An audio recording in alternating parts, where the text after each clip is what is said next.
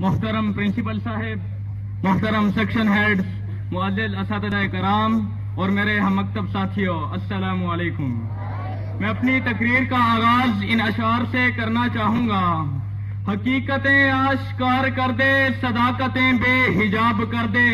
ہر ایک ذرہ یہ کہہ رہا ہے آ مجھے آفتاب کر دے، کہو تو راز حیات کہہ دوں، حقیقت کائنات کہہ دوں، میں وہ بات کہہ دوں جو پتھروں کے جگر کو بھی آب آب کر دے۔ معزز سامعین کرام، یہ بات روز روشن کی طرح روشن اور تابناک ہے کہ ازل سے ابد تک، ابتدا سے انتہا تک، بدی سے نیکی کا، باطل نے حق کا، شر نے خیر کا، نمرود نے ابراہیم کا، بنی اسرائیل نے موسیٰ کا، ابلیس نے آدم کا، ابو لہب نے محمد مصطفیٰ صلی اللہ علیہ وسلم کا، مسلمانوں نے ہندوؤں کا خاتمہ کرنے کی جدوجہد جاری رکھی، مگر تاریخ شاہد ہے کہ اس جنگ میں فتح ہمیشہ حق کا مقدر بنی اور کامیابی و کامرانی ہمیشہ حق کے ماتھے کا جھومر بنی، اور اہل علم کو یہ پیغام دیا کہ مشرق سے ہو بیدار، نہ مغرب سے حذر کر، فطرت کا اشارہ ہے کہ ہر شب کو سحر کر۔ معزز سامعین کرام، حویدہ آج اپنے زخم پنہاں کر کے چھوڑوں گا،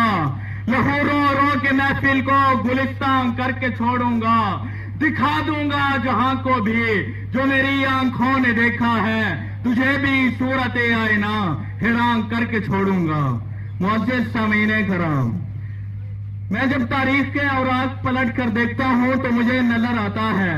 کہ جب 16 دسمبر 2014 کا سورج طلوع ہوتا ہے تو تاریخ ایک عجب منظر کی طرف روانہ ہو جاتی ہے، اور وہ دیکھتی ہے کہ مائیں اپنے بچوں کو اسکول کی طرف روانہ کرتے ہیں، باپ ان کو پہنچاتے ہیں اور ان کی واپسی کا انتظار کرتے ہیں، پر انہیں معلوم نہیں ہوتا کہ 10 بجتے ہیں اور ہمارا دشمن پشاور APS پر حملہ کرتا ہے اور معصوم بچوں کے سینوں پر گولیاں چلاتا ہے، تو ان کا خون زمین پر ٹپکتا ہے اور زمین پر ٹپکنے سے یہ آواز آتی ہے، خون دل دے کے نکھاریں گے رخے بر کے گلاب، ہم نے بھی گلشن کے تحفظ کی قسم کھائی ہے۔